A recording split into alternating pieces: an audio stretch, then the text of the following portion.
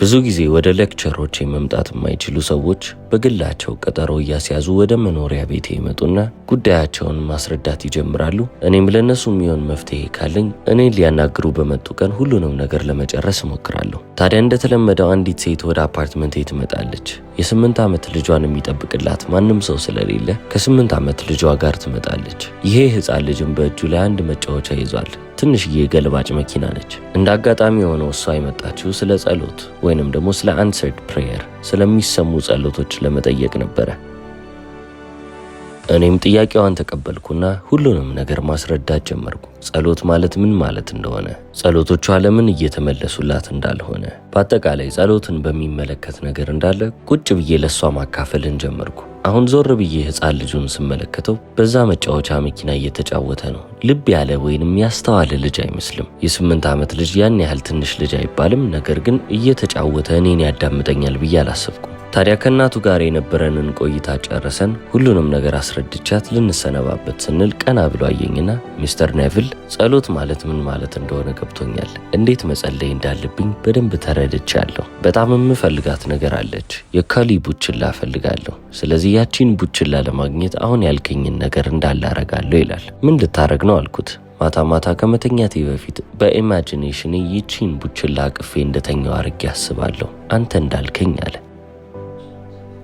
ይህንን ሁሉ ነገር ሲያወራ እናቱ እየሰማች ነበረ። ታዲያ በዚህ ሰዓት በመሃል አቋርጣ መናገር ነበረባት። አይቻልም እያለች ለልጇ ታስረዳዋለች። ይሄ ነገር እንዴት በፍጹም ሊሆን እንደማይችል፣ ያቺን ቡችላ ለመግዛት ምን ያህል ውድ እንደሆነ እያንዳንዱን አይቻልም የሚያስብሉትን ነገሮች እንዳለ እየጠቀሰች ለኔም ለልጇም ጸሎቱ እንዴት ላይሳካለት እንደሚችል ተነግረዋለች። እንግዲህ አስቡት፣ ስለ ጸሎት ሙሉ 1 ሰዓት ወይንም 2 ሰዓት ከሷ ጋር አውርቻለሁ። ነገር ግን ከሷ በላይ ያ ትንሽዬ ልጅ ተረድቶት ነበረ። እሷ ኢምፖሲብል ነው ወይንም ደግሞ ይሄ ነገር አይቻልም ስትል ያ ትልሽ ልጅ አይ ሚስተር ኔቪል እንደዚህ ብሏል፣ ስለዚህ እሱ እንዳለኝ እሞክራለሁ እያለ ነው። እናቱ አሁንም አልተወችውም። ታስረዳዋለች። አይደለም አንተ ውሻን ልትንከባከብ አንተን የሚንከባከብ ሰው ያስፈልጋል፣ ይሄ በፍጹም አይሆንም ትለዋለች። አስታውሳለሁ የዛኔ ልጁ ዞር አለና ነገር ግን እማዬ አሁን እኮ እንዴት መጸለይ እንዳለብኝ አውቄያለሁ ይላታል። እንዲህ እየተነጋገሩ ከኔ ቤት ይወጣሉ። ከቀጠሯችን ከ2 ወራቶች በኋላ ካይንድነስ ቱ አኒማልስ የሚባል ዊክ ደረሰ። ያ ማለትም ደግሞ ለእንስሶች እንዳለ ካይንድ የምንሆንበት ቅን የምንሆንበት ሳምንት ማለት ነው። ሙሉ ከተማ ውስጥ የነበሩ ትምህርት ቤቶች እንዳለ አንድ ነገር ታዘዙ። ተማሪዎች ለእንስሶች ያላቸውን እንክብካቤ እንዴት ሊያሳዩ እንደሚችሉ፣ ምን አይነት እንስሳስ እንደሚንከባከቡ በኤሴይ መልክ በደንብ በዲቴል ወይንም በዝርዝር እንዲጽፉ ታዘዙ። በከተማይቱ ውስጥ ከነበሩ ትምህርት ቤቶች ውስጥ የተሰበሰቡ ደብዳቤዎች ወደ 5000 ደብዳቤ ይሆናሉ። ምን የተፈጠረ ይመስላችኋል? ከነዛ ከ5000 ደብዳቤዎች ውስጥ የሱ ደብዳቤ አሸናፊ ሆኖ ተመረጠ። ስለዚህ ስላሸነፈም ደግሞ ሽልማት ያስፈልገዋል ተባለ።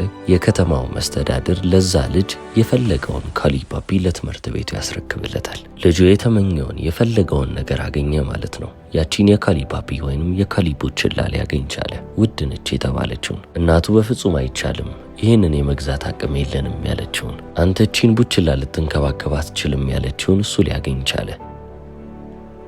እናቱ ያልተረዳችሁ እሱ የተረዳው ነገር ምንድነው ብላችሁ ከጠየቃችሁ ያቺ ውሻ የሱ እንደሆነች አድርጎ እያሰበ ነበር ሲተኛ የነበረው። በየምሽቱ በኢማጂኔሽኑ ያቺን ውሻ አቅፏታል። እሷን ሲንከባከብ ያያል። እሷን ሲያቅፍ ከሷ ጋር ሲጫወት ይመለከታል። ስለዚህ ውሻው የሱ እንደሆነ እያመነ የሚተኛ ሕፃን ልጅ ነው። ሕፃን መሆኑን ደግሞ ረድቶታል። ትልቅ ሰው ቢሆን ጥርጣሬ የሚባል ነገር አለ። ይሄ ነገር እኮ እማዬ እምቢ ብላኛለች ብያለ ያስባል። ነገር ግን ሕፃን ልጅ መሆኑ ነጭ ወረቀት መሆኑ ጥሩ ነበር። ለዚህ ነው ፕሬየር ኢዝ አን ኢማጂኔቲቭ ላቭ እያልኩም ማስረዳው። በምናባችሁ ውስጥ ለምትፈልጉት ነገር የምታሳዩት ፍቅር፣ የምታሳዩት መውደድ ነው። ስለዚህ እናንተም እንደዚህ ምስኪን ሕፃን ልጅ መሆን ትችላላችሁ ወይ? እኔ ይህንን ለእናንተ ለማድረስ ብቻ ነው እየፈለግኩ ያለሁት። ልክ ያ ሕፃን ልጃችን ቡችላ እንደፈለጋት ሁሉ እናንተም የምትፈልጉትን ነገር በየምሽቱ እያሰባችሁ እያለማችሁ ትተኛላችሁ ወይ? ሙጥኝም ማለት ይኖርባችኋል። ልክ እንደዛ ሕፃን ልጅ እናቱ እምቢ እንዳለች ሁሉ እናንተም ይሄ ነገር አይሆንም ብትባሉም እናንተ ግን ጽኑ መሆን አለባችሁ። በጸሎት ውስጥ ጽናት የሚባል ወይንም ፐርሲስተንስ የሚባል ነገር ምን ያህል አስፈላጊ እንደሆነ በመጽሐፍ ቅዱስ ትምህርት ላይ ተቀምጦልናል። እንዲህም ብሎ ሲያስተምራቸው ነበር። ከእናንተ ማናቸውም ወዳጅ ያለው በእኩለ ሌሊት ወደ እርሱ ሄዶ ወዳጄ ሆይ 3 እንጀራ አብድረኝ፣ አንድ ወዳጄ ከመንገድ ወደ እኔ መጥቶ የማቀርብለት የለኝምና ብሎ ይጠይቃል። ያም ከውስጥ ያለው መልሶ አታድክመኝ፣ አሁን ደጁ ተቆልፏል፣ ልጆቼም ከኔ ጋር በአልጋ ላይ አሉ፣ ተነስቼ ልሰጥህ አልችልም ይላልን? ከዛም አስከትሎ እንደዚህ ብሎ ይነግራቸዋል። እላችኋለሁ ወዳጅ ስለሆነ ተነስቶ ባይሰጠው እንኳ ስለ ንዝነዛው ተነስቶ የሚፈልገውን ሁሉ ይሰጠዋል ይላል። እዚህ ጋር ምን ብሎ ነው እያስተማራቸው ያለው? ወዳጅ ስለሆነ እንኳን ባይሰጠው ስለ ነዘነዘው ስለ ጨቀጨቀው ብቻ ያንን ነገር አንስቶ ይሰጠዋል ነው የሚለን። ይሄ ትምህርት የምን ትምህርት ነው ካላችሁ ጸሎት ላይ ምንጊዜም ፐርሲስተንስ የሚባል ነገር ወይንም ጽናት የሚባል ነገር እንደሚያስፈልግ ያሳያል። አሁን ጽናት ማለት ምን ማለት ነው ብላችሁ ተጠይቁም ይሆናል። በአይነ ህሊናችሁ ኢማጂን የምታደርጉት ነገር የእናንተ እውነታ እስኪሆን ድረስ ወይንም እዚች ምድር ላይ እስክትመለከቱት ድረስ ከኢማጂኔሽናችሁ ያንን ነገር ልታወጡት አይገባም። የስኬት ሚስጥር የምትገኘው ፐርሲቪየረንስ በምትባል ቃል ውስጥ ነው፣ ጽናት። ስለዚህ ያ የምትለምኑት ነገር ወይንም እፈልገዋለሁ ብላችሁ የምታስቡት ነገር የምርም የእናንተ ቢሆን በዚች ምድር ላይ ምን ታረጉ ነበረ? ያንን የምትፈልጉት ነገር ከተሳካላችሁ በኋላ የምታደርጉትን ነገር እንዳለ በአይነ ህሊናችሁ እያደረጋችሁ ስሜትን እየሰጣችሁ ትሄዳላችሁ። ለምሳሌ ተማሪ ብትሆኑና መሄድ የምትፈልጉበት መማር የምትፈልጉበት ዩኒቨርሲቲ ስታንፈርድ ወይንም ኦክስፎርድ ቢሆን እዛ ዩኒቨርሲቲ ተቀባይነት ስታገኙና እዛ ተማሪ ስትሆኑ ያለውን ስሜት ገና አሁን ላይ ሆናችሁ ያንን ስሜት በአይነ ህሊናችሁ ማጣጣም ትጀምራላችሁ። አሁንም የምለው ነገር ግልጽ ካልሆነ የዛኔ ያ ሁሉ ነገር ቢሳካላችሁ ማይደሰት ነበር። እናት አባታችሁ ደስተኛ ይሆናሉ አይደል? ከነሱ ጋር እንዴት ብላችሁ ታከብሩት ነበረ? እንዴት ደስታችሁን ትገልጹ ነበር? እነዚህን ነገሮች ልክ እንደተሳካላችሁ አድርጋችሁ በአይነ ህሊናችሁ ማክበር። ለምንድን ነው ይሄንን ማረገው ካላችሁ ለጸሎት የሚያስፈልገን አንድ ነገር ብቻ እንደሆነ ተጽፎልናል። የጸለያችሁትን የለመናችሁትን ሁሉ እንዳገኛችሁ አድርጋችሁ እመኑ ይሆንላችሁማል ብቻ ነው የተባለው። ስለዚህ ምንድነው የሚያስፈልገኝ? የምፈልገውን ነገር ለማግኘት ምንድነው ከኔ የሚጠበቀው ካላችሁ መጀመሪያውኑ የለኝም ብላችሁ ያሰባችሁትን ነገር እንዳገኛችሁ አድርጋችሁ ታስባላችሁ ማለት ነው። ስለዚህ እዚህ ጋር አሁን የምትፈልጉት ነገር እዚች ምድር ላይ ላሳካው ፈልጋለሁ ያላችሁት ነገር ሚድልማን ወይንም ደላላ ሆኖ ብቻ ነው የሚያገለግላችሁ። እናንተ የምር የምትፈልጉት ስሜቱን ነው። ገንዘብ የሚመኝ ሰው ገንዘብ የሚፈልግ ሰው ከገንዘቡ ሳይሆን ጉዳዩ ገንዘቡ ስለሚያመጣለት ነፃነት እያሰበ ነው የሚደሰተው። ስለዚህ አሁን ገንዘቡን ቁጭ ብላችሁ አትበሉትም። ገንዘቡ ግን እናንተ ነፃ ያወጣችኋል። የምትፈልጉትን ነገር በፈለጋችሁበት ሰዓትና ቦታ ማከናወን እንድትችሉ ያደርጋችኋል። ስለዚህ አንድ ሰው ብዙ ገንዘብ ነው የምፈልገው ሲል ገንዘቡን እየፈለገ ሳይሆን ያቺን የነፃነት ስሜት ፈልጓት ነው። አሁን ታዲያ የእናንተም ስራ የሚሆነው ያቺን ስሜት እስክታገኙ ድረስ በእምነትና በጽናት መቆየት ይሆናል። በኢማጂኔሽናችሁ ውስጥ ያቺ ነገር የምርም እውነታ እስክትመስል ድረስ ወይንም ደግሞ የምርም ይሄ ነገር እውነት ነው ብላችሁ እስክታምኑ ድረስ ራሳችሁን የሚያሳምናችሁ መሆን አለበት። ስለዚህ ፕሬየር ወይንም ጸሎት ማለት ኮንትሮል ዌኪንግ ድሪም ማለት ነው። እናንተ በንቃት የምትቆጣጠሩት ህልም እንደማለት ነው። ስለዚህ የሚሰማ ጸሎትን ከፈለጋችሁ ወይንም ጸሎታችሁ የተሰማ እንዲሆን ከፈለጋችሁ ከእናንተ የሚጠበቀው ነገር አንድ ነው። ዓለምን የምትመለከቱበት መነጽር የምትፈልጉትን ነገር ካገኛችሁ በኋላ የምትመለከቱት ምስል ሊሆን ይገባል። ከዚህ የተለየ ምንም አይነት ጥበብ የለውም። በቃ እናንተ የምትፈልጉት ነገር ቢሳካላችሁ የህይወት እይታችሁ እንዴት ይቀየር ነበር? መቼስ እንደ በፊቱ አይሆንም አይደል? ስለዚህ ከእናንተ የሚጠበቀውን ነገር ለይታችሁ ያወቃችሁ ይመስለኛል። ምንም ለየት ያለ ነገር አያስፈልጋችሁም። ኢማጂኔሽናችሁን ግን መቆጣጠር አለባችሁ። አይምሯችሁ ውስጥ እየተከናወነ ያለውን ነገር ተቆጣጥራችሁ እናንተ የምትፈልጉት ነገር ላይ ብቻ እንዲሆን ማድረግ አለባችሁ። ግንኙነቶቻችሁ እንደተለወጡ አድርጋችሁ ማሰብ አለባችሁ። የምትፈልጉት ነገር ቢሳካ እናንተ ከሰዎች ጋር ያላችሁ ግንኙነት ይለወጣል አይደል? ስለዚህ እሱን ታስባላችሁ። ዓለምን የምትመለከቱበት መንገድ፣ ከሌሎች ሰዎች ጋር ኢንተራክት የምታደርጉበት የምትገናኙበት መንገድ፣ ሁሉም እይታችሁ በአዲሱ ሰው በኩል መሆን ስላለበት እናንተ ይህ የአዲሱ ሰው መነጽር ትክክለኛው መነጽር ነው ብላችሁ ልታምኑ ይገባል። ይህ የአዲሱ ሰው ዓለም እናንተ የምትነኩት የምታዩት ወይንም የምትሰሙት ነገር አይደለም። በስሜታችሁ ግን ይህንን ነገር ማግኘት ትችላላችሁ። ቢ ኢንቴንስሊ አዌር ኦፍ ኢት ይላል ኔቪል ጎደርድ። ለምትፈልጉት እውነታ የምርም በህይወት የቆያችሁ መሆን አለባችሁ። ብቸኛው እውነታ ያ ብቻ ነው ብላችሁ በዛ ግንዛቤ ውስጥ መኖር እንደማለት ነው። በሌላ አባባል ይህ ምን ማለት ነው ካላችሁ አንድ ነገር ስታዩ ልክ ያንን ነገር እንደተመለከታችሁ አድርጋችሁ የምትፈልጉትን እውነታ ስትሰሙ የምርም ያንን ነገር እንደሰማችሁ አድርጋችሁ ፕሪተንድ ልታረጉ ልታስመስሉ ይገባል። የምርም በእናንተ ትክክለኛው ዓለም ውስጥ ማለትም ደግሞ በኢማጂኔሽናችሁ ውስጥ ማየት የምትፈልጉትን ነገር በደንብ እውነት እስኪመስል ድረስ ልትመለከቱት ይገባል። ሐሳባችን፣ ትኩረታችን፣ ሁሉም ኤነርጂያችን እንዳለ የውስጠኛው ዓለማችን ውስጥ ካለ እያንዳንዱ ነገር እኛ በምንፈልገው ዲዛይርድ ስቴት ውስጥ ከተቀመጠ እቺ አሁን ትክክለኛ ዓለም ነች ብለን ያሰብናት ዓለም ጭምድድ ብላ የምርም እውነታ እንዳልሆነች እየተገነዘባችሁ ትመጣላችሁ። እውነታ ነው ብላችሁ ያሰባችሁት ዓለም እውነታ እንዳልሆነ እየተገነዘባችሁ የምትመጡት እናንተ ሙሉ ትኩረታችሁን፣ ኤነርጂያችሁን፣ ሐሳባችሁን የውስጠኛው ዓለማችሁ ላይ ስታደርጉ ነው። ይቺ የፈራረሰችዋም እውነታችሁ አንዴ ትኩረታችሁን እንዳለ የውስጠኛው ዓለማችሁ ላይ ካደረጋችሁ በኋላ ልክ እንደ ሙዚቃ ሁሉ ይረብሻል ያላችሁት ድምፅ፣ በጠበጠኝ ያላችሁት ድምፅ እንዳለ በጣም ደስ በሚልና ለስለስ ባለ ዜማ ውስጥ እየተቀኘ ይመጣል። ይህ ማለት ምን ማለት ነው?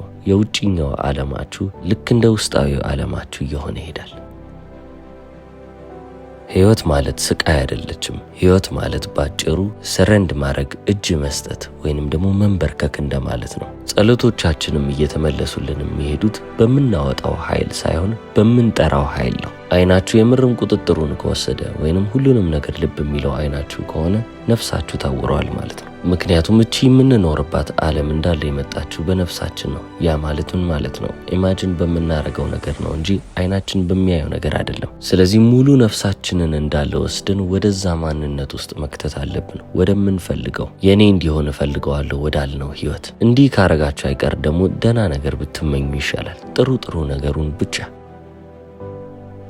አሁን ከራሳችሁ ጋር ትግል ውስጥ ልትገቡ አይገባም። ይህንን ኢማጂኒንግ የተባለውን ነገር ስትፈጽሙ ወይንም በምናባችሁ የምትፈልጉትን ነገር ስታዩ ከእናንተ የሚወጣ ጥረት መኖር የለበትም። ጥረት ስላችሁ ራሳችሁን እየታገላችሁ ይህንን ነገር ግዴታ ኢማጂን ማድረግ አለብኝ ልትሉ አይገባም። ስሜቱ ናቹራል መሆን አለበት። ይሄ ነገር ቢሳካ ምን ሆን ነበር ብላችሁ በጥያቄ ራሳችሁን እዛ ስሜት ውስጥ መክተት እኮ ነው። የምትፈልጉት ነገር ገንዘብ ከሆነ በዛ ገንዘብ ምን ታረጉ ነበር? ምን አይነት ነገሮችን ታረጋላችሁ? ወዳጆቻችሁ ያንን ገንዘብ እንዳገኛችሁ ሲያውቁ ምን ይሉ ነበር? የቅርብ ሰዎቻችሁ፣ ቤተሰቦቻችሁ እንዴት ሪያክት ያደርጋሉ? ይህን ነገር እንዳለ ስትመለከቱ በፈርስት ፐርሰን ፖይንት ኦፍ ቪው መሆን አለበት።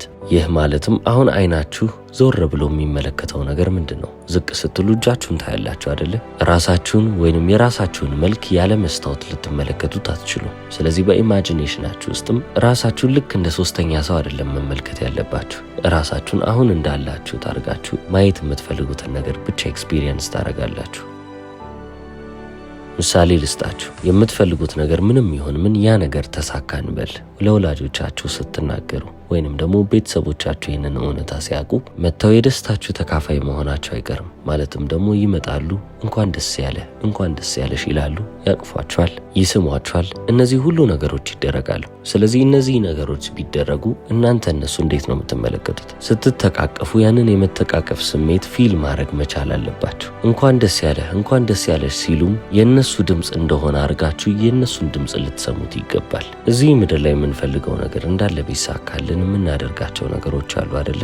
እነዛን ነገሮች በኢማጂኔሽናችን መጀመሪያ ብናረጋቸው በዛ ስቴት ውስጥ ራሳችንን ማስቀረት ብንችል ከሆነ ያ ማንም ሰው ሳያየው እኛ ያየነውን ነገር እንዳለ በዚህች ምድር ላይ ሁሉም ሰው እያየው ኤክስፒሪየንስ ማድረጋችን አይቀርም። መዳናችሁ እንዳለ ያለው በአመለካከታችሁ ወይንም በአቲቲዩዳችሁ ውስጥ ነው።